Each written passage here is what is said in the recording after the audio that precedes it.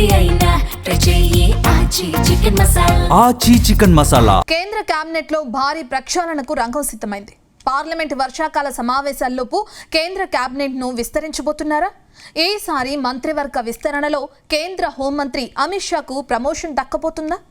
అలాగే Rajahmundry MP పురంధేశ్వరికి Modi cabinet లో berth ఖాయమైందా? Telangana నుంచి ఓ ఎంపీకి ప్రమోషన్ కన్ఫర్మ్ అయిందా? Let's watch this story.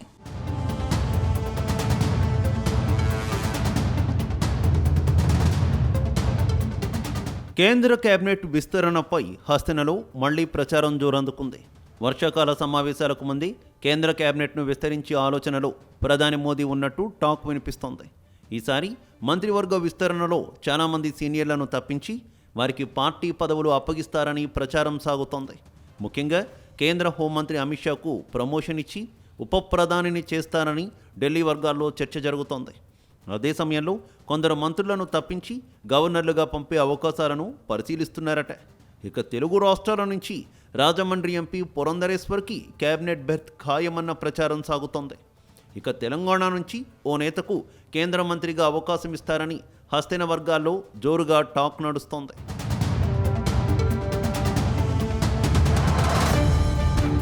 ఇక ప్రధాని నరేంద్ర మోదీ కేబినెట్లో తొలిసారిగా ఉప ప్రధానిని నియమించాలని భావిస్తున్నట్టు తెలుస్తోంది. తనకు అత్యంత నమ్మకస్తుడైన హోంమంత్రి అమిత్ షాకు ఉప ప్రధాని పదవి అప్పగించేందుకు ప్రధాని మోదీ ఆసక్తిగా ఉన్నట్టు తెలుస్తోంది. అందుకే ఇదే సరైన సమయంగా ప్రధాని భావిస్తున్నారని ప్రచారం జరుగుతోంది. ఇప్పటికీ 3 సార్లు ప్రధానిగా మోదీ బాధ్యతలు తీసుకుంటే ఆయన కేబినెట్లో హోంమంత్రిగా అమిత్ షా అత్యంత కీలక భూమిక పోషిస్తున్నారు.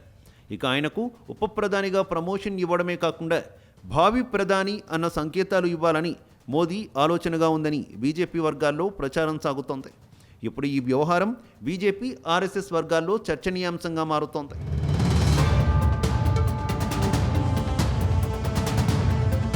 మరోవైపు మంత్రివర్గ విస్తరణలో ఏపీ నుంచి రాజమండ్రి ఎంపీకి కేబినెట్ బెర్త్ ఖాయమైనట్టు ప్రచారం సాగుతోంది.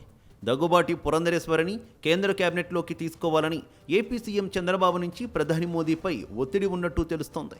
మరోవైపు యూపీఏ హయాంలో మంత్రిగా పనిచేసిన పురంధరేశ్వరి రాష్ట్ర విభజన నేపథ్యంలో కాంగ్రెస్ను వీడి బీజేపీలో చేరారు. ఆ తర్వాత ఏపీ బీజేపీ అధ్యక్షురాలుగా పనిచేసి పార్టీకి ఎన్నడూ దక్కని విజయాన్ని అందించారు. 2024లో మోదీ 3.0 సర్కార్ ప్రమాణ స్వీకారం చేసిన సమయంలోనే పురంధరేశ్వర్కి మంత్రిగా అవకాశం ఇవ్వాలని భావించినా సాధ్యం కాలేదు. అయితే ప్రస్తుతం మహిళా రిజర్వేషన్ బిల్లు తీసుకురావాలని భావిస్తున్న ప్రభుత్వం కేబినెట్లో మహిళల కోటా పెంచాలని నిర్ణయించింది. దీంతో సమర్థురాలిగా పేరున్న పురంధరేశ్వర్కి ఎట్టి పరిస్థితుల్లోనూ అవకాశం ఇవ్వాలనే వాదన వినిపిస్తోంది. ప్రధాని మోదీ సైతం ఇదే విధమైన ఆలోచనతో ఉన్నారని అంటున్నారు.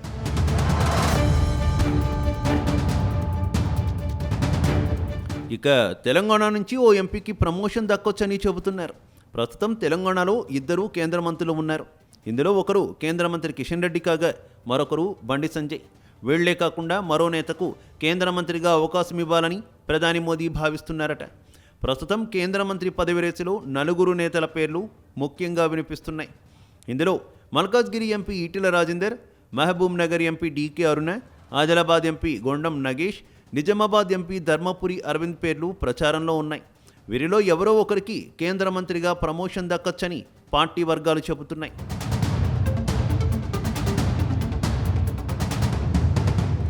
ఇదిలా ఉంటే ఈసారి కేంద్ర కేబినెట్ ప్రక్షాళనలో కొందరు మంత్రులను తప్పిస్తారని అంటున్నారు. వీరికి పలు రాష్ట్రాల్లో గవర్నర్ పదవులు అప్పగించే అవకాశం ఉందట. నీట్ పరీక్ష వ్యవహారంలో తీవ్ర విమర్శలు ఎదుర్కొన్న విద్యాశాఖ మంత్రి ధర్మేంద్ర ప్రధాన్కి పదవీగండం తప్పదని ప్రచారం సాగుతోంది. అలాగే కేంద్ర మంత్రి హర్దీప్ సింగ్ పూరి, పంకజ్ చౌదరి, హర్ష్ మల్హోత్రాను కూడా మంత్రివర్గం నుంచి తప్పించే అవకాశం ఉన్నట్టు టాక్ నడుస్తోంది. ఇక ఆర్థిక మంత్రిగా అత్యంత కీలక బాధ్యతలు చేస్తున్న నిర్మలా సీతారామన్ మంత్రిత్వ శాఖలో మార్పులు ఉండే అవకాశం ఉందని ప్రచారం సాగుతోంది. నిర్మలమ్మకు విద్యాశాఖను అప్పగించే యోచనలో ఉన్నట్టు సమాచారం. ఇక నిర్మల స్థానంలో ఆర్థిక మంత్రిగా మాజీ ఆర్బీఐ గవర్నర్ శక్తికాంత్ దాస్ పేరు ప్రముఖంగా వినిపిస్తోంది.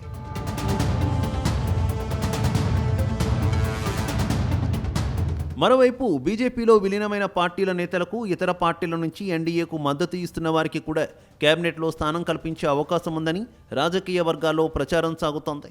పార్లమెంటు వర్షాకాల సమావేశాల్లో కీలక బిల్లులను సులభంగా ఆమోదింపజేసుకోవడమే లక్ష్యంగా ప్రధాని మోదీ సమగ్ర ప్రక్షాళనకు శ్రీకారం చుడుతున్నట్టు కనిపిస్తోందని అంటున్నారు. దీంతో తృణమూల్ కాంగ్రెస్ పార్టీకి చెందిన తిరుగుబాటు ఎంపీలలో ఒకరిద్దరికి అవకాశం దక్కే సూచనలు కనిపిస్తున్నాయని చెబుతున్నారు. అదే సమయంలో శివసేన నుంచి ఏక్నాథ్ షిండే వర్గంలో చేరిన ఎంపీలు, ఆప్ నుంచి బీజేపీలో చేరిన రాఘవ్ చద్దా పేరు పరిశీలనలో ఉందని అంటున్నారు. మొత్తం మీద కేంద్ర కేబినెట్ ప్రక్షాళనపై ఈ వారం 10 రోజుల్లో కీలక ప్రకటన వచ్చే అవకాశం ఉందని హస్తిన వర్గాల్లో ప్రచారం సాగుతోంది.